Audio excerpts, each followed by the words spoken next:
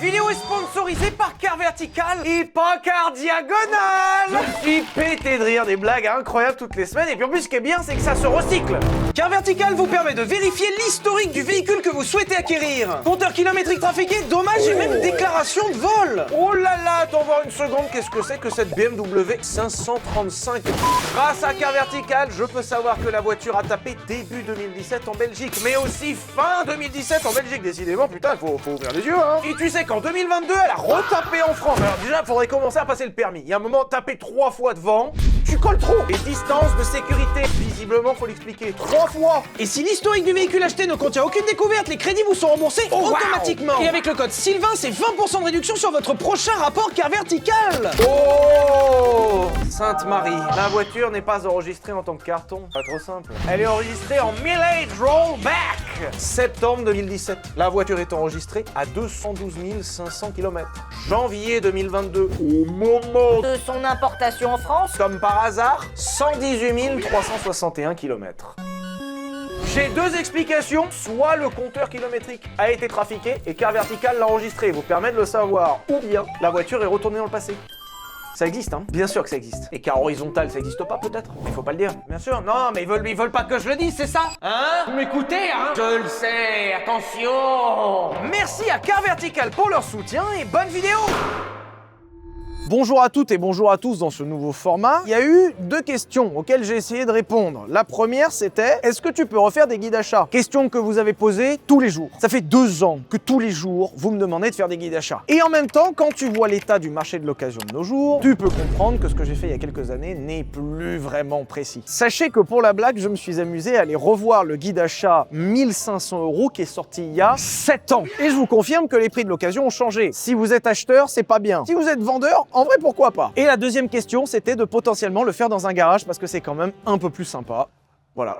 C'est pour ça qu'aujourd'hui, on va faire un guide achat à 10 000 € avec, dans un premier temps, les meilleurs rapports qualité-prix du marché. L'idée, c'est d'aller au boulot le moins cher possible. Fin. La notion de plaisir rentre même pas dedans, il faut juste un truc qui marche et qui t'emmène au taf tous les matins. Dans un second temps, on ira voir du côté des voitures un peu plaisir, puisque dans ce budget-là, on peut se faire kiffer avec des voitures un peu sympas. Même si on gardera une notion de voiture raisonnable, c'est-à-dire qu'il n'y aura pas de Ferrari dans cette catégorie-là. Je suis désolé. Déjà parce que ça n'existe pas, mais surtout parce que c'est impossible à faire rouler. Si je commence à vous proposer des voitures à 10 000 € qui demandent 10 000 € par an pour rouler, ça n'a pas d'intérêt. Et dans un dernier temps, on s'intéressera aux voitures à ne surtout pas acheter, qui sont sur le papier exceptionnels, qui peuvent faire envie, mais qui sont en général des énormes pièges. Donc les voitures à éviter. Et dans un premier temps, dans ce guide achat à 10 000 €, on va s'intéresser aux voitures qui proposent le meilleur rapport qualité-prix. L'idée, c'est vraiment de pouvoir aller au travail sans que ça vous coûte une fortune. Ça sera clairement pas les voitures les plus fun que vous pourrez trouver à ce prix-là. Ça sera pas non plus les voitures les plus performantes, mais ça sera surtout les voitures les plus fiables. Cette catégorie, c'est pour les gens qui veulent aller au taf. Cette catégorie, c'est pour les gens qui ont besoin d'arriver à l'heure le matin. C'est pour ça qu'on commence avec la Toyota Yaris. Je vais être très honnête avec vous, c'est peut-être l'un des pires rapports qualité-prix de ce guide achat 10 000 €. Je sais qu'on commence sur un truc qui est un petit peu particulier, puisque je suis vraiment en train de vous dire que c'est un mauvais rapport qualité-prix, et je vous confirme, la caisse n'est pas si folle. Quand on regarde les annonces de Toyota Yaris autour de 10 000 €, c'est en général des voitures qui ont passé les 100 000 bornes et qui sont autour des 10 ans d'âge. C'est-à-dire que oui, à ce prix-là, vous n'avez pas une Yaris de la première fraîcheur. Il faut aussi prendre en compte que vous avez une voiture qui a un intérieur qui est pas terrible, c'est-à-dire que quand tu regardes le tableau de bord d'une Yaris 3, c'est pas horrible dans le sens où la voiture est pas une poubelle non plus, mais dans l'ensemble, le tableau de bord donne plutôt envie de se pendre. Les moteurs sont plutôt mous et en général sont associés en boîte automatique avec des boîtes CVT, c'est-à-dire que tu as une seule vitesse que tu tires à l'infini. C'est le... Si t'as une conduite souple, ça va. Si vous êtes un peu énervé dans la vie, ça vous ira pas du tout. La place à l'intérieur est pas terrible, le coffre est plutôt petit et l'inconfort est relatif puisque la voiture est pas forcément très bien insonorisée. C'est-à-dire que sur grand trajet, c'est pas non plus la voiture de l'année. Et pourquoi vous conseillez une Toyota Yaris? Parce que c'est fiable, très fiable. La Toyota Yaris de 3e génération, même en hybride, est l'une des voitures les plus fiables que vous pouvez trouver sur le marché. Typiquement, la Toyota Yaris, c'est une pure voiture japonaise. Ça va rien révolutionner années, ça va rien inventer, les prestations sont tout juste correctes, mais la voiture, elle est fiable. Le critère numéro 1 d'une Yaris, c'est de démarrer tous les matins et de vous emmener où vous voulez. Oui, c'est pas la caisse la plus fun, c'est pas la caisse la plus jolie, c'est pas la caisse la plus exceptionnelle à conduire, ça marche. L'autre truc sympa avec les Toyota Yaris qui va dans le sens du coût d'usage, c'est que les versions essence tournent à l'éthanol sans problème. Normalement, si vous voulez faire tourner une voiture à l'éthanol en étant légal, vous devez poser à l'intérieur un boîtier éthanol homologué. C'est une opération qui est assez simple, qui se trouve dans certains centres auto autour de 500 € environ. Ça dépend de l'endroit où vous allez le faire. Et je vous conseille de le faire parce que c'est largement amortissable. Je suis d'accord que 500 balles pour un boîtier de merde posé à l'arrache, ça fait cher, mais ça vous divise légalement votre coût d'usage par 2. Et le gros avantage de rentrer dans la case légale, c'est que si jamais vous avez un gros carton avec la voiture, vous êtes encore assuré. Contrairement à une reprogrammation qui certes vous fera gagner des chevaux, mais vous rendra illégal, ou juste d'y mettre de l'éthanol sans rien dire, ce qui en théorie, je vous rappelle, est interdit. Autre point qu'on peut mettre au crédit de la Toyota Yaris, c'est des coûts d'entretien qui sont assez limités. On est d'accord que ça reste une voiture et qu'elle demande un entretien tout à fait standard, mais dans l'ensemble, les prix chez Toyota sont quand même assez contenus. Et le dernier point qui, à mon avis, est très important, c'est que c'est des voitures qui gardent leur cote. Toutes les Toyota de cette génération qui sont super fiables et qui tournent à l'éthanol sans problème ont un prix en occasion qui est super élevé. Encore une fois, on parle de 10 000 balles pour une voiture qui est pas terrible. Et si c'est un inconvénient en tant qu'acheteur, puisque vous allez acheter la voiture relativement chère, ce sera un avantage quand vous la vendrez, puisque la voiture vaudra toujours cher. Typiquement, les Toyota Yaris que vous allez retrouver autour de 10 000 € aujourd'hui étaient des voitures qui étaient vendues neuves il y a 10 ans, 15 000 €. On parle de bagnoles qui ont perdu 5 000 balles de valeur en 10 ans. Ça tire la cote de fou furieux. Donc quand tu cumules la fiabilité, le coût d'usage et la valeur à la revente qui sera toujours bonne, la Toyota Yaris pour moi à 10 000 €, c'est une voiture qui est vraiment recommandable. Si jamais la Toyota Yaris ne vous plaît pas, sachez que vous avez une alternative chez Suzuki avec la Swift qui est globalement la même recette. C'est fiable, il n'y a pas de place dedans, l'intérieur est dégueulasse, ça coûte pas cher à rouler, l'éthanol passe tout seul. Ça tiendra un peu moins la cote, mais vous pouvez les acheter un peu moins cher. Donc l'un dans l'autre, c'est à peu près pareil. Au passage, je précise que la Suzuki Swift existe en version 4 roues motrices. Si jamais vous avez vraiment besoin de 4 roues motrices, ça peut toujours se prendre au cas où. Je vois pas vraiment l'intérêt, sauf si vous habitez en montagne, vraiment. Dans l'ensemble, pour le commun des mortels, ça ne sert à rien de prendre une Swift 4x4, à part avoir une voiture moins bien,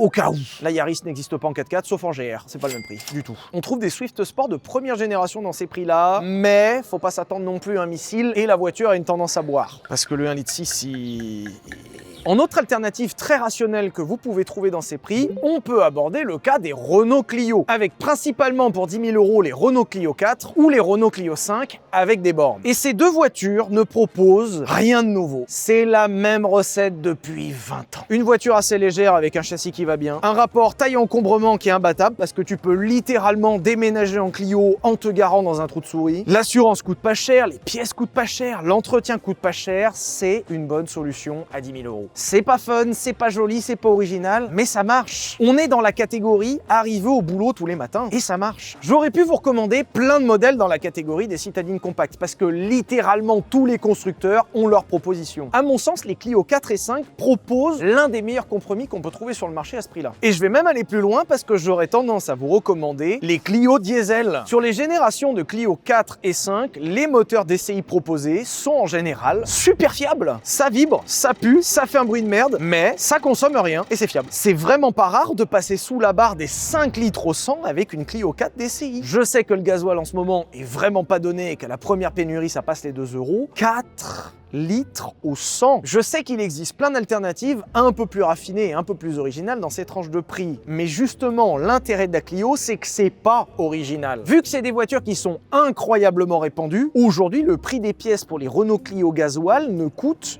rien. Et encore une fois, si on s'intéresse à la fiabilité et au coût d'usage, les Clio 4 et 5 sont des bonnes alternatives. Pour être totalement transparent, je précise quand même que les Clio 4 et 5 sont largement soumises au vol, voire même au vol de pièces. Je vous invite vraiment à regarder les Clio, notamment le petit logo à l'arrière sur le haillon qui en général est manquant. Parce qu'en fait, il y a la caméra de recul dedans et les gens, ils les volent. J'aurais tendance à mettre une limite sur le conseil de la Renault Clio si jamais vous êtes obligé de la garer dans un endroit qui craint. Parce que, effectivement, il y a un matin où tu reviens, il n'y a plus les jantes. Et plus la caméra de recul. Et peut-être plus le moteur, parce qu'il y a des fois, ils volent le moteur aussi. Si jamais, en alternative aux Clio 4 et 5, vous avez également le Renault Captur. C'est une Clio surélevée. Il n'y a rien de plus. Les mêmes avantages, les mêmes inconvénients, les mêmes problèmes, les mêmes qualités, c'est la même voiture, c'est juste que c'est 500 à 1000 € plus cher. Mais elle est un peu plus haute. D'après moi, le Captur est une Clio en moins bien, parce que t'as pas forcément plus de place, la voiture est plus grande pour rien, la voiture est moins aérodynamique, la voiture est plus lourde, la voiture est moins performante. Mais si vous voulez forcément un SUV, le Captur,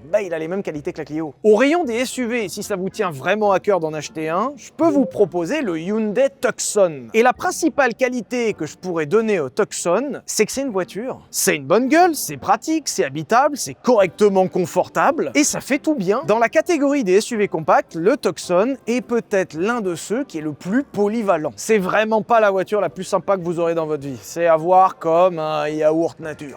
Ça remplit, ça plaît toujours. Il y a des protéines, alors pourquoi pas. C'est pas si cher. Un yaourt nature, c'est fiable. La plupart des Hyundai Tucson que vous allez trouver sur le marché de l'occasion seront des véhicules diesel. Et en soi, c'est des bons moteurs. C'est des voitures qui ont connu quelques problèmes d'embrayage et de volant moteur. Donc, si vous mettez la main sur un exemplaire où ça a déjà été changé, ça peut être une bonne chose. Et je place aussi qu'on parle d'un diesel moderne qui peut avoir les problèmes des diesels modernes. C'est pas rare à 200 000 km de devoir faire un turbo. C'est pas rare à 200 000 km d'avoir un injecteur en vrac. C'est des problèmes qui peuvent arriver. Mais dans l'ensemble, si vous trouvez une voiture bien entretenue, c'est quelque chose qui est plutôt recommandable. Si ça tenait qu'à moi, j'aurais tendance à vous dire que c'est peut-être l'une des voitures les moins recommandables de stop. Mais je me mets aussi à la place de quelqu'un qui a une famille ou quelqu'un qui a besoin de place. Et le problème, c'est qu'aujourd'hui, à 10 000 € sur le marché de l'occasion pour pas avoir une poubelle, c'est quasiment impossible. On en est quand même au stade où le marché de l'occasion a tellement explosé que c'est chaud de pas avoir une voiture flinguée à 10 000 balles. Donc finalement, le Tucson, c'est peut-être l'un des trucs les moins pires que vous pouvez acheter. Faudrait que tu me changes le titre de la vidéo, tu me mets l'un des trucs les moins pires à acheter. Et pour la voiture suivante, je vous avoue que j'ai hésité à vous la proposer. Pourquoi? Parce que le fait de la montrer va vous faire vomir. Alors je vous présente la Fiat Tipo, qui est immonde. Personnellement, je trouve pas que ce soit si moche. Mais j'aime aussi l'Exantia. Donc, est-ce que je suis un bon exemple? Pas sûr. C'est en 2016 que Fiat propose sa nouvelle Fiat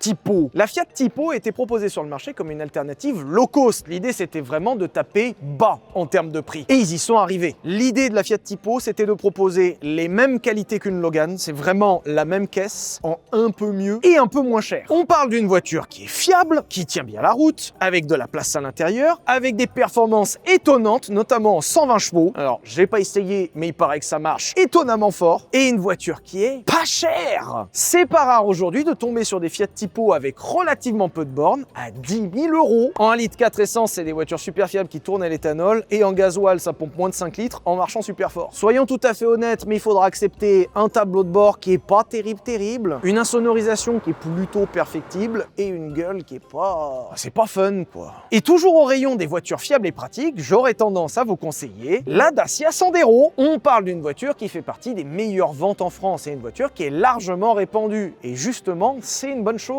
C'est fiable, c'est pratique, c'est économique, ça rend service, ça garde une valeur de fou sur le marché de l'occasion, c'est-à-dire que tu peux t'en servir sans perdre beaucoup d'argent. Facile à assurer, facile à revendre, facile à entretenir, c'est quand même une voiture qui cumule les bons points. Si vous voulez aller encore plus loin dans le bon plan avec la Dacia Sandero, sachez qu'il existe une version GPL. Si jamais vous n'êtes pas au courant ce que c'est le GPL, c'est un carburant que vous pouvez trouver dans certaines stations qui coûte moins cher. Le truc un peu rigolo avec les Dacia GPL, c'est que vous gardez un moteur qui à la base tournait à l'essence et qui peut encore tourner à l'essence, puisque sur les Sandero GPL, vous gardez les deux réservoirs. Vous avez le réservoir d'essence qui fonctionne très classiquement à l'essence, qui vous permet d'être très polyvalent, et le réservoir de GPL qui, si jamais vous trouvez du GPL, vous permet de rouler moins cher, avec même des performances un peu meilleures au passage. Mais le truc cool, c'est que c'est une alternative ultra confort. Quoi qu'il arrive, votre Sandero fonctionne, parce qu'elle est fiable et qu'elle tourne à deux carburants. Finalement, avec une Sandero GPL, la vraie question le matin, c'est est-ce qu'elle fonctionne à l'essence à 2 € le litre ou au GPL à 1 € le litre? Vous avez un bouton à côté du volant et vous pouvez la passer en GPL ou en essence à volonté. Maintenant qu'on a tous un petit peu vomi après la Tipo et la Sandero, on va pouvoir retourner du côté des voitures un peu plus sexy, notamment avec l'Audi A1. Avec pour idée de proposer les qualités des grosses voitures de la gamme dans une voiture qui est toute petite. Et c'est réussi. L'Audi A1 est une voiture qui est bourrée de qualité. L'un des principaux points forts de l'Audi A1, c'est l'intérieur qui est vraiment très qualitatif. Pour cette catégorie, c'est un tableau de bord que vous ne retrouvez nulle nulle part ailleurs. La voiture est plutôt fiable, la voiture est pratique, la voiture a une super gueule et la voiture est plutôt bien motorisée. C'est assez commun, même pour 10 000 €, de trouver des moteurs sous les capots des A1 qui sont plutôt costauds. Et au final, l'Audi A1 est une voiture vraiment recommandable. L'Audi A1 est une voiture qui s'est super bien vendue et ça, c'est un avantage pour ce guide achat. Aujourd'hui, sur le marché de l'occasion, vous avez vraiment beaucoup d'offres sur les Audi A1. Si jamais ça vous tente d'acheter une Audi A1, j'aurais tendance à vous recommander de prendre votre temps. C'est une voiture qui s'est globalement beaucoup vendue dans des finitions qui peuvent être très variées. Autant t'en as certaines qui peuvent être suréquipées et très sympas, autant dans le bas du marché, des fois t'as des modèles complètement dépouillés. Et autre conseil, si jamais vous avez la possibilité de vous déplacer, c'est de regarder en dehors des grandes villes. C'est assez commun de voir des vraies différences de prix selon si la voiture est en ville ou non. Et c'est pour ça que je vous dis que si jamais vous avez la capacité de vous déplacer pour aller la chercher plus loin, vous pouvez économiser facilement 10 à 20% sur le prix. Donc pour ce genre de voiture très citadine et très endémique qui répondent vraiment à une problématique à un endroit particulier, ça peut vraiment être intéressant d'avoir une recherche globale. Inversement, si jamais vous êtes vendeur, ça peut être pas mal de la mettre dans un garage sur Paris. Vous vous doutez quand même que vu qu'on est sur un budget de 10 000 €, l'Audi A1 qu'on va trouver à ce prix-là ne sera pas une voiture neuve et ne sera pas une voiture dans la plus belle finition avec le plus beau moteur. Donc à ce prix-là, il va falloir faire des concessions ou acheter une Opel Adam. En 2013, Opel, constatant que l'Audi A1 sorti 3 ans plus tôt était un vrai succès commercial, se sont dit qu'ils pouvaient proposer leur alternative à eux. Et c'est comme ça qu'est né l'Opel Adam. L'Opel Adam est l'interprétation de chez Opel de l'Audi A1, qui est censé proposer les mêmes qualité que la 1 avec un rapport qualité-prix encore plus intéressant. Pour être 100% honnête, la voiture est moins bien, mais la voiture est moins chère. Je vous laisserai juste de l'esthétique que je trouve personnellement tout à fait recommandable, même si encore une fois certaines personnes peuvent la trouver horrible. En général, c'est des voitures que vous trouverez avec des finitions qui sont tout à fait correctes, voire plutôt bien équipées. Les moteurs sont sympas, la fiabilité est excellente, la gueule est originale, et si vous acceptez les voitures avec un peu plus de kilomètres, vous pourrez même vous tourner vers une Opel Adam S qui était équipée d'un moteur de 150 chevaux. Il paraît que ça marche pas mal. Et il paraît que ça se carto pas mal aussi. Et vous pourrez rouler de façon originale puisque personne ne roule en Opel Adam. Normal, personne n'en a acheté. Ça a été un flop. Catastrophique. Opel a arrêté et n'ira plus jamais sur le segment de la mini citadine. Pour un budget de 10 000 €, vous pouvez trouver des Mercedes classe A. C'est en 2012 que Mercedes propose sa nouvelle classe A de 3e génération qui change tout. En fait, la première et la 2e génération de la classe A, c'était des mini-spaces qui étaient dégueulasses. Et au passage à cette 3e génération, la classe A va devenir une compacte. La Mercedes classe A de 3e génération propose quand même pas mal de qualité. L'esthétique, puisque la voiture est quand même plutôt jolie. Le choix de moteur, qui sont dans l'ensemble plutôt fiables. La voiture tient correctement la route, la voiture est correctement fabriquée, on va y revenir, et la voiture propose un blason Mercedes moderne à 10 000 €. Et c'est pour ça que je vous disais, ça dépend de vos priorités, parce qu'il y a des gens qui mettent ça en top de la liste. Personnellement, je m'en tape. Après, il faut aussi garder en tête que la voiture, à ce prix-là, est bourrée de défauts. Les moteurs d'entrée de gamme sont certes fiables, mais pour certains totalement anémiques, c'est-à-dire que c'est vraiment pas digne d'une Mercedes. L'intérieur est correctement fini, mais franchement, par rapport au prix où c'était vendu, parfois c'est vraiment immonde. Le prix des options à l'époque était tellement élevé que parfois certaines voitures sortent sans aucune option. Et aujourd'hui, la plupart des classes A que vous pouvez trouver sur le marché sont soit rincées, soit modifiées, soit beaucoup trop chères par rapport à ce que c'est, à cause des bandeurs de blason qui pensent te vendre la dernière Lamborghini. C'est une classe A. De toute façon, à ce prix-là, vous n'aurez pas forcément beaucoup de choix. Puisque les seules alternatives que vous pourrez trouver à ce prix-là sur le marché de l'occasion seront des versions 180 diesel, dont certaines sont équipées du 1,5 litre DCI. Si vous n'étiez pas au courant, il y a des moteurs Renault sous les capots des Mercedes classe A. C'est exactement les mêmes 1,5 litre DCI que vous pourrez retrouver sur des Clio ou des Mégane. Dans ces années-là, Mercedes a fait un partenariat sur les petits moteurs diesel avec Renault, ce qui a amené certaines Mercedes à posséder sous leur capot des moteurs Renault. Et je vous recommande ces moteurs. Je comprends qu'avoir un moteur Renault sous le capot d'une Mercedes, ça fait un peu chier. Je vous rappelle qu'on parle d'un budget de 10 000 €, donc déjà rouler en Mercedes à 10 000 €, c'est pas si mal. Et finalement, s'il y a un moteur Renault sous le capot, bah au pire tant pis. Et surtout parce que ces 1,5 litre DCI sont bien, c'est des bons moteurs. Pour que Mercedes accepte de mettre ça sous les capots de ses voitures, c'est que le moteur il est bien. De toute façon, à un moment, 10 000 balles pour une Mercedes récente, va falloir faire un effort. Et la dernière proposition que j'aurais vous faire dans la catégorie bon rapport qualité-prix, et vous allez peut-être vous dire que Sylvain est devenu complètement fou, la Renault Zoé. Mais c'est super! La Renault Zoé est une voiture qui qui a été vendu entre 2012 et 2024. Et si vous recherchez un bon rapport qualité-prix, ben c'est vraiment pas bête. Le coût d'usage en termes d'électricité est vraiment réduit, surtout si vous la rechargez à la maison. Quasiment aucun entretien,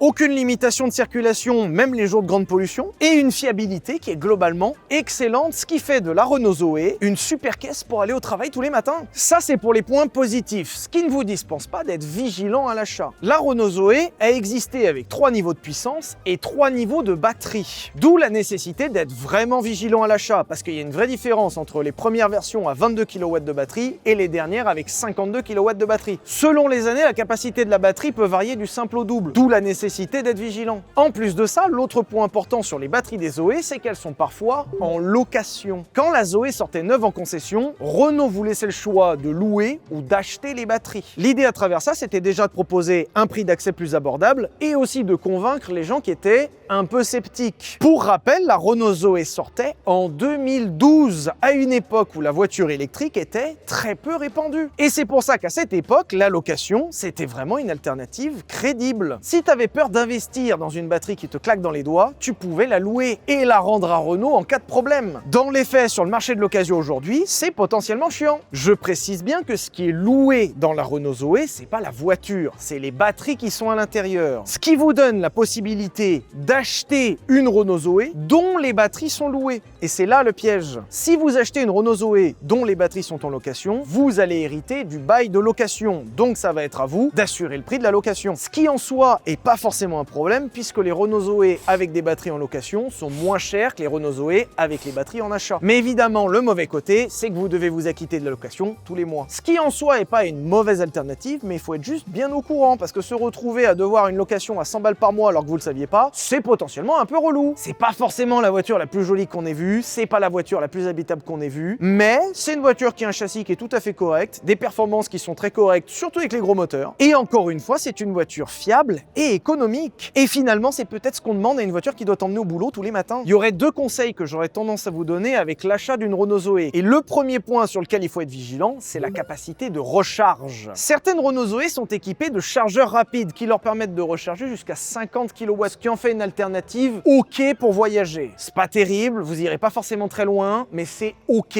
En tout cas, ça donne à la voiture plus de polyvalence. Et si sur les dernières versions, vous pouvez atteindre en option une puissance de recharge jusqu'à 50 kW, certaines plafonnent à 22 kW, voire 11, ce qui est vraiment pas top. Et le deuxième point sur lequel je serais vraiment vigilant avec une Renault Zoé, c'est l'état de santé de la batterie. Et encore une fois, un centre Renault peut vous conseiller là-dessus. On va maintenant passer dans la catégorie des voitures plaisir. Toujours un peu raisonnable, parce qu'il faut quand même qu'on puisse aller au boulot avec, mais il y a quand même un petit cran plaisir dedans. On vient quand même de mettre 10 000 balles dans une bagnole, j'aimerais avoir un truc un peu plus cool qu'une Renault Zoé. Et pour rester chez la marque Renault, je peux vous conseiller la Renault Talisman. Je ne comprends pas comment ça se fait que ça soit si peu cher. Quand tu vois le prix des Renault Talisman sur le marché de l'occasion, c'est en 2015 que Renault propose sa Renault Talisman, qui est une berline bourrée de qualité. La voiture est belle, l'intérieur est plutôt qualitatif, la voiture est plutôt habitable et propose aujourd'hui sur le marché de l'occasion à 10 000 balles un rapport qualité-prix quasiment imbattable. Je nuance un peu, je suis quand même pas en train de vous dire que c'est la meilleure voiture du monde, dans le sens où la voiture elle a quand même des défauts. L'écran central qui est proposé est lamentable. J'aurais peut-être même préféré qu'ils me mettent aucun écran central. Si c'était pour faire ça, ça servait à rien. La finition proposée est très correcte, mais pas phénoménale non plus. La plupart sont proposés en carrosserie berline, ce qui est pas forcément pratique, notamment à côté des breaks. Et le dernier défaut qui explique probablement le prix qui est assez faible, c'est l'une des voitures les plus volées en France. J'aurais du coup tendance à ne pas vous recommander la Renault Talisman si vous ne savez pas où vous la garez. Et j'aurais par conséquent tendance à vous la déconseiller si vous êtes allergique au prix de l'assurance, qui du coup est assez élevé, vu que la voiture est plutôt assez volée. On n'est pas non plus sur la voiture la plus fiable du marché parce qu'il y a eu pas mal de problèmes, notamment électroniques et électriques, ce qui fait que la voiture n'est pas 100% sans défaut. Sachez pour l'anecdote que la Renault Talisman en haut de gamme a été proposée avec le moteur de l'Alpine A110 dedans. Alors c'est pas 10 000 balles, c'est plus cher, Mais si vous voulez mettre plus d'argent, vous pouvez. À quoi ça sert? Rien. Autre voiture que je peux vous proposer dans la catégorie plaisir à 10 000 balles, c'est la Fiat 500 Abarth. Et je vais être très clair, c'est une merguez. La caisse, c'est nul. Le châssis est globalement mauvais, avec un train avant qui est complètement débordé par la puissance. C'est ultra pas confort. L'intérieur est dégueulasse, ça consomme, c'est bruyant, c'est pas pratique. La voiture n'est pas bien. Et c'est clairement pas le meilleur rapport qualité-prix de ce guide d'achat. Mais la voiture est incroyablement attachante. Selon les années, les finitions et votre budget, vous pourrez trouver plein de niveaux de puissance sur la Fiat 500 Abarth. Puisque ça peut aller de 135 chevaux pour les plus petites à 180 chevaux pour les plus grosses. La voiture fait un bruit de fou, la voiture est vive, la voiture tient mal la route, mais dans le bon sens du terme, c'est-à-dire que c'est super rigolo. La Fiat 500 Abarth, c'est rigolo. La voiture propose un rapport prix-fun qui est difficilement battable. Et à mon sens, le fait que la voiture soit pas très puissante et pas très performante est un avantage. Le truc qui est vraiment rigolo avec la Fiat 500 Abarth, c'est que vu que ça va pas forcément très vite, t'es tout le temps à bloc. Et c'est trop bien. T'as une vraie conduite d'abruti à lui en mettre plein la gueule sans forcément aller vite et risquer ton permis. Et ça, c'est cool. Parce qu'on les voit venir. Les grosses voitures à 600 chevaux, c'est super rigolo. T'es tout le temps en dehors des limites. Alors que la 500 Abarth, ça va pas arriver, hein. Avec 130 chevaux, t'inquiète pas que t'as le temps. Hein. Et c'est en ça que la Fiat 500 Abarth, pour moi, est une vraie voiture plaisir recommandable. Même si il faut rien en attendre d'autre. Hein. Ça reste une Fiat 500. Autre voiture plaisir que je peux vous préconiser, dont on avait déjà parlé, mais la Peugeot RCZ. Ça se trouve toujours à 10 000 balles. Le Peugeot RCZ, c'est le coupé sympa qu'a sorti Peugeot dans les années 2010. Et il faut reconnaître que la voiture est belle. En soi, le Peugeot RCZ n'est pas une voiture phénoménale, puisqu'on est dérivé d'une Peugeot 308, qui est une voiture assez standard. Et de l'autre, justement, ça va nous permettre d'avoir des prix qui sont plutôt contenus. En dehors du toit vitré à l'arrière, dont le prix est abominable en cas de casse, le reste du RCZ est une voiture tout à fait standard. Ce qui est un peu décevant si vous cherchez de l'originalité, mais qui peut représenter une bonne alternative. Le RCZ était proposé avec des moteurs essence, des moteurs THP, qui sont connus pour être pas forcément incroyablement très fiables. Même si on peut considérer qu'aujourd'hui les THP présents sur le marché proposent quand même une fiabilité correcte. Vous pouvez trouver aussi le RCZ en diesel, qui pour le coup, lui, est un moteur très fiable. Alors oui, c'est pas terrible d'avoir un coupé diesel, je suis d'accord, mais le combo performance, consommation réduite et fiabilité est plutôt satisfaisant. Dans un autre genre, mais en voiture plaisir que je pourrais vous recommander à 10 000 €, c'est la Citroën DS5. Il y a quelques années de ça, Citroën a lancé sa marque premium DS, qui se voulait être des alternatives haut de gamme à ce que pouvait sortir Citroën. Et c'est en 2011 que Citroën proposera son DS5. Ça ressemble un peu à ce qu'a fait Renault avec le Velsatis quelques années avant, mais c'est pas pareil parce que c'est un peu plus break. Et un peu de SUV aussi au passage, parce que pourquoi pas, ça marchait bien à l'époque. Si vous passez cette étape de l'esthétique qui est un peu particulière, dans l'ensemble, c'est une voiture bourrée de qualité. La finition à l'intérieur est vraiment bonne, le confort est royal, la place à l'intérieur est vraiment grande, et la voiture, dans l'ensemble, est plutôt fiable. Anecdote intéressante, mais vous pourrez trouver sur le DS5 une alternative hybride diesel. Et même si c'était pas très à la mode de le dire, c'était une super idée. C'est pas rare avec un DS5 hybride diesel de plafonner à 5 litres au 100 dans une voiture de 200 chevaux familiale. Et en plus, c'est fiable. C'est étonnamment une voiture sur laquelle j'aurais pas beaucoup de défauts à émettre, dans le sens où c'est un rapport qualité-prix incroyable et qui a plein de qualités. À part une chose, vous êtes marié avec. Il faut garder en tête que le jour où vous achetez un DS5, c'est fini. Vous le gardez jusqu'à la fin de vos jours. Si les DS5 aujourd'hui ne sont pas chers en occasion, c'est parce que c'est invendable. Personne ne veut de ça. Et en même temps, quand tu vois la gueule que ça a, c'est normal. Alors ça, c'est le genre de caisse où je pourrais être acheteur. Ce qui est un très mauvais signe. En 10 ans, c'est passé de 50 000 € à 10 000 balles. Et il y en a des encore moins chers. Je l'ai déjà dit, je vous le redis, parce que vraiment, faut le garder en tête, c'est invendable. Pour 10 000 € dans la catégorie plaisir, je peux aussi aborder les Audi A3 cabriolet et Golf cabriolet. Et on va être très clair, c'est les mauvaises versions. Aussi bien pour la Golf que pour l'Audi A3, les voitures sont des versions moins bien des voitures dont elles dérivent. On parle de voitures qui sont plus lourdes que leur équivalente, donc moins performantes et pourtant elles consomment plus. Les voitures sont plus moches, moins pratiques, beaucoup moins confortables, que ce soit au niveau de l'acoustique que du roulement, puisque les voitures sont moins bien amorties. C'est clairement pas les meilleures voitures que vous pourrez acheter. Mais cabriolet, si l'un de vos critères numéro 1, c'est de trouver une voiture cabriolet, les A3 Cab et Golf Cab sont des super alternatives. Vu que littéralement personne n'en veut parce que c'est super moche, super pas pratique et cabriolet, les prix sont vraiment abordables. Aujourd'hui, vous pouvez trouver des Audi A3 et des Golf cabriolet autour de 10 000 € dans des super états. Il va falloir faire quelques concessions parce qu'on n'est clairement pas sur la meilleure expérience cabriolet qui existe. Mais si pour vous c'est important d'avoir un cabriolet fiable, globalement pratique, globalement prestigieux, ben ça marche super bien. Autre proposition cette fois-ci du côté des SUV avec le Mini Countryman. À partir de 2010, Mini a proposé une version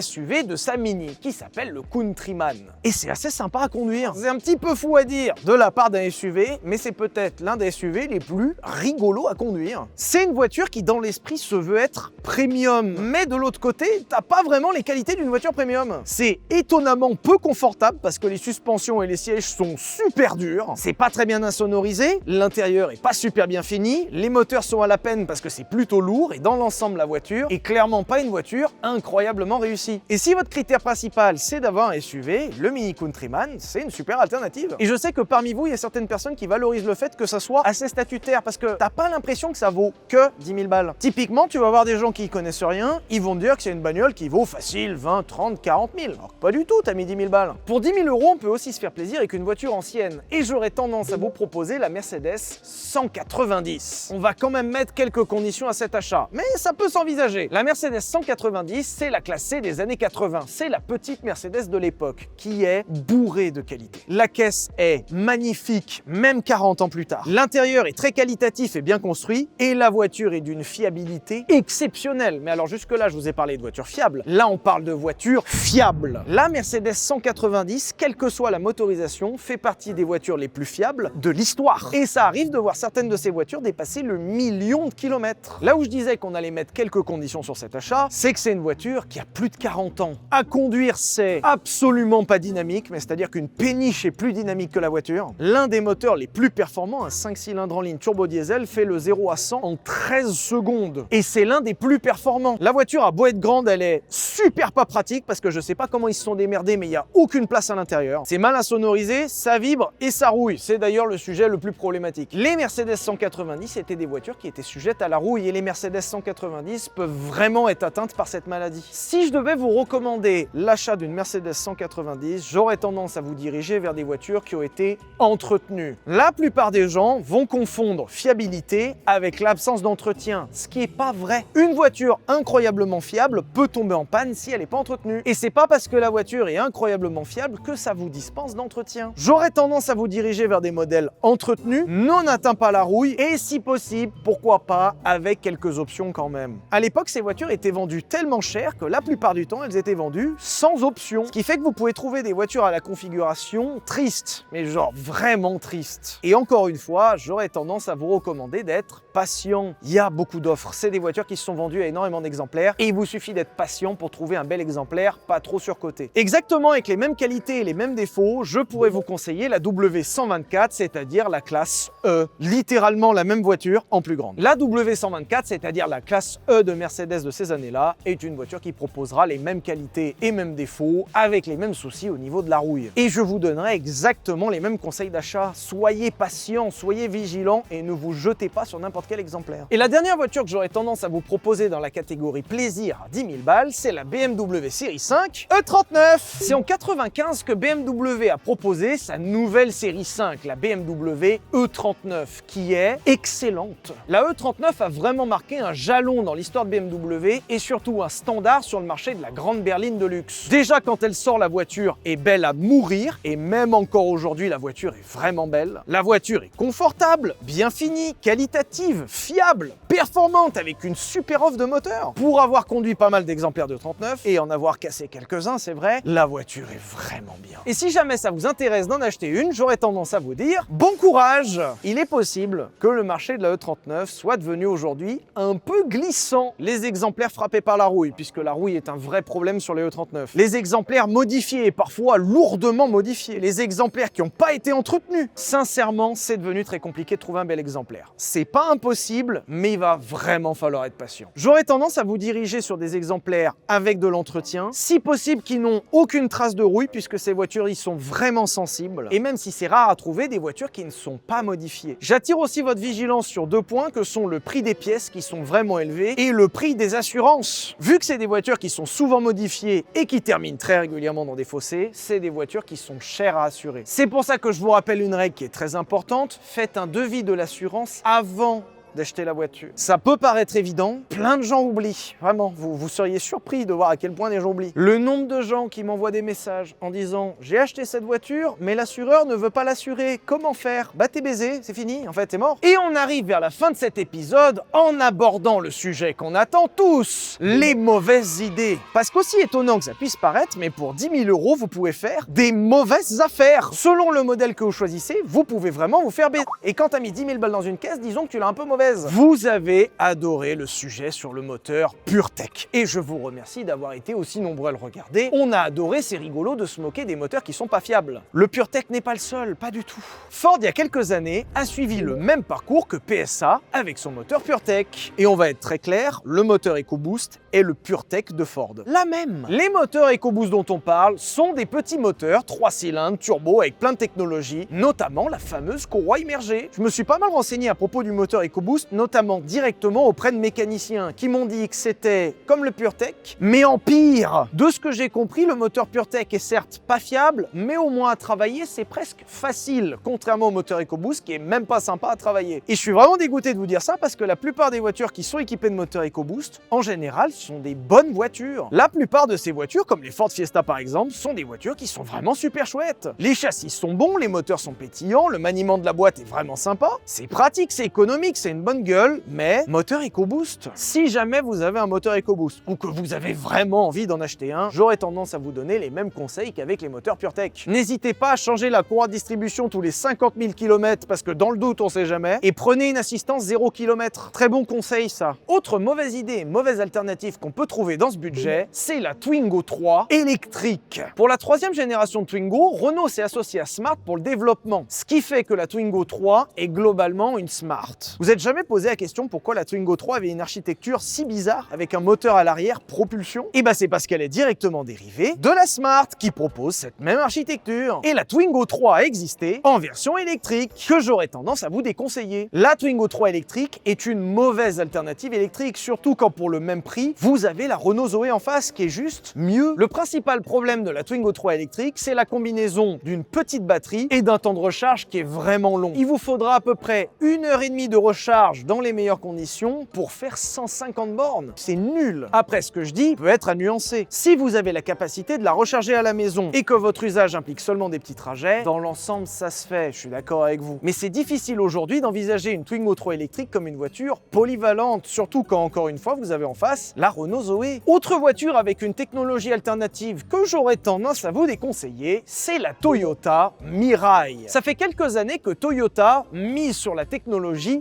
hydrogène, puisque ça y est, je peux vous le dire, la Toyota Mirai, future en japonais, c'est une voiture à hydrogène. On aura l'occasion ensemble de faire un épisode complet sur la voiture hydrogène et d'aborder le sujet que c'est globalement une mauvaise idée. Mais ça viendra plus tard, chaque chose en son temps. On va démystifier le truc très rapidement. Une voiture hydrogène, c'est une voiture électrique avec de l'autonomie. Fin. La Toyota Mirai de première génération est à voir comme une sorte de super Prius. La voiture est fiable, la voiture est bien équipée. Alors la voiture est particulièrement moche aussi, alors faut accepter. Ça fait partie des défauts. Autant en 2e génération, la voiture est plutôt sympa, en tout cas plutôt neutre, autant en première génération, c'est moche. Et encore une fois, c'est fou à dire, mais au-delà d'être l'une des meilleures voitures que je pourrais vous préconiser, c'est aussi l'une des meilleures affaires. La Toyota Mirai de première génération était proposée il y a seulement quelques années autour des 70 000 €. Parce que l'un des principaux problèmes de la technologie hydrogène, c'est que vu que c'est assez artisanal pour l'instant, c'est super cher. Et quand tu vois que certaines de ces voitures sont proposées aujourd'hui à 10 000 balles, alors qu'elles n'ont pas beaucoup de bornes et qu'elles sont pas très vieilles, j'ai une vraie grosse pensée pour les gens qui l'ont acheté 70 000 balles. Et je pense que vous allez me poser la question, pourquoi? Pourquoi ces voitures perdent 60 000 € de valeur en 5 ans? Ben parce que tu peux pas la recharger. Effectivement, si tu peux pas t'en servir, ça impacte un peu le prix de la voiture, forcément. Le principal problème que va affronter la Toyota Mirai, c'est qu'on comptait en France en 2025 à peu près 80 stations de ravitaillement. évidemment. Et c'est pour ça que je l'ai mise dans les mauvaises idées, c'est que la Toyota Mirai vous propose un petit côté gambling, un petit côté pari, tu vois. Dans le doute, je l'ai quand même mis dans les mauvaises idées, puisque clairement la Toyota Mirai ne s'adressera pas à n'importe qui. Mais sous condition et en étant un peu joueur, en vrai, ça se tente. Si vous avez des stations de recharge et accessoirement que vous connaissez un bon ferrailleur pour vous reprendre la caisse au cas où, la Toyota Mirai peut être une bonne alternative. Même si, pour être un peu blagueur, je pense que les prix vont encore descendre. Il y a moyen d'attendre encore un peu. À mon avis, c'est des bagnoles qui vont se stabiliser autour des 6-7 000 € et qui vont être des occasions exceptionnelles, si les stations existent encore. Tant qu'à rester dans les voitures un peu bizarres, j'aurais tendance à vous déconseiller la Citroën C6. Je vais être très clair, c'est une voiture que j'adore.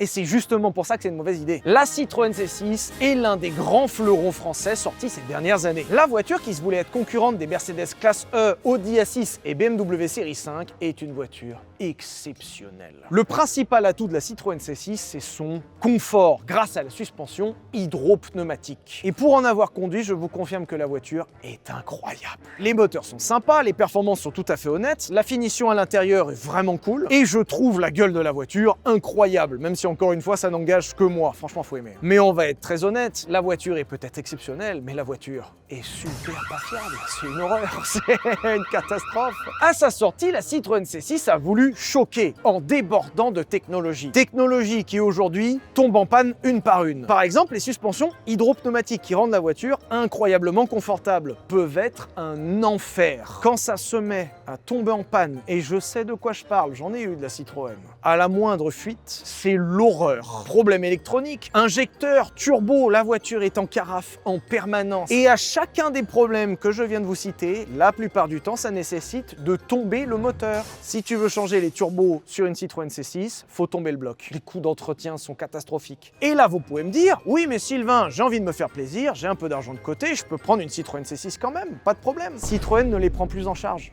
Si vous n'avez pas un bon mécano à côté de chez vous qui accepte de la prendre ou que vous avez vous-même pas les capacités, c'est mort. Et le problème, c'est que c'est un petit peu relou d'avoir une voiture que personne n'entretient, surtout quand elle tombe en panne en permanence. Et au même rayon des voitures difficiles à entretenir, j'aurais tendance à vous déconseiller la Mazda RX-8. Je vous ai parlé plein de fois de la Mazda RX-8, qui est une voiture qui, sincèrement, est plutôt pas mal, à la condition que ça demande un entretien rigoureux qui aujourd'hui est assuré par seulement peu de personnes. On va être sincère, vous allez galérer à trouver quelqu'un qui veut bien s'en occuper. Et c'est des voitures qui ne toléreront pas l'approximation en termes d'entretien. C'est-à-dire que si tu commences à faire le con, tu vas le payer très cher. D'une certaine façon, c'est pas vraiment une voiture à déconseiller, dans le sens où si tu es bien au courant de ce que ça implique, ça va. Mais faut être bien au courant de ce que ça implique. Dans un autre genre, mais une voiture que j'aurais tendance à vous déconseiller, c'est la Fiat Panda, qu'on trouve sur le marché de l'occasion à un nombre d'exemplaires. Il y en a partout. Je peux pas vous dire que la Fiat Panda soit une mauvaise voiture, puisqu'en soi, c'est une voiture qui est tout à fait honnête. Si vous avez besoin d'une voiture fiable et pratique, la Fiat Panda pourra le faire. Mais elle fait tout ça pas très bien. Les Fiat Panda qu'on peut trouver sur le marché de l'occasion autour de 10 000 € sont des voitures qui proposent un rapport qualité-prix pas terrible. C'est pas forcément que la voiture elle est mauvaise, c'est pas que la voiture elle est pas fiable, c'est pas que la voiture elle est pas bien, c'est que la voiture, c'est cher pour ce que c'est. La plupart du temps, elles ont zéro option, c'est pas confortable, c'est bruyant, c'est pas performant, c'est ni très souple ni très agréable à emmener. La Fiat Panda, c'est une voiture rustique. Et autant une voiture rustique à 3, 4, 5 000 €, pourquoi pas, mais une voiture rustique à 10 000 balles, avec des bornes, avec des années, la flemme. Et un peu dans le même genre, et dernière voiture que j'aurais tendance à vous déconseiller, c'est les BMW Série 1, notamment dans son incroyable motorisation 114i. Et si je m'arrête en particulier sur cette motorisation, c'est qu'il y a un truc un peu rigolo. Quand vous voulez faire une voiture avec différents niveaux de puissance, vous avez deux façons de le faire. La première façon de faire, qui a été pendant longtemps répandue, c'est de faire un moteur par puissance. Par exemple, vous pourriez faire une 114 avec un 1,4 litre, c'est marqué dans le titre, et une 116 avec un 1,6 litre, c'est marqué dans le titre, et une 118 avec un 1,8 litre, c'est marqué dans le titre, etc.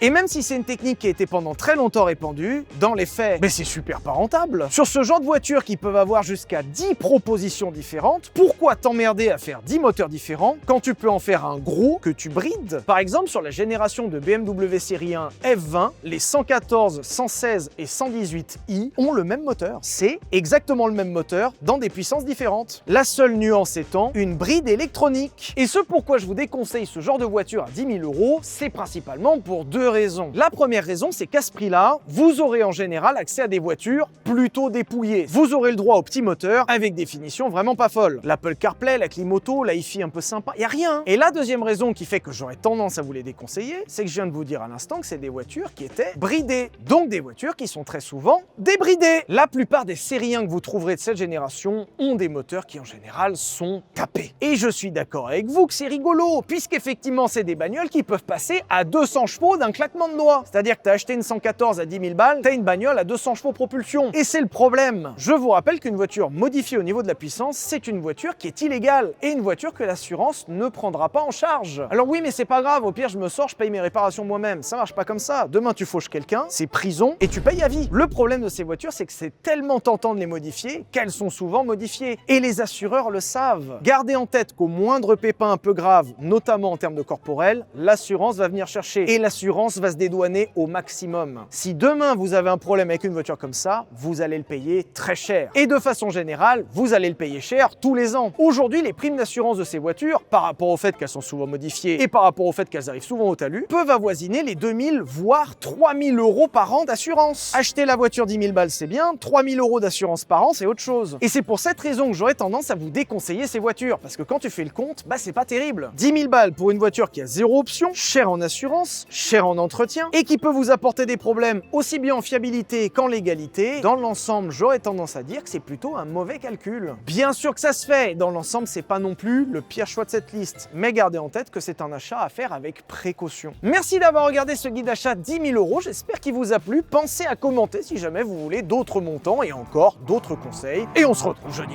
18h15 pour une nouvelle vidéo. Et puis gros bisous!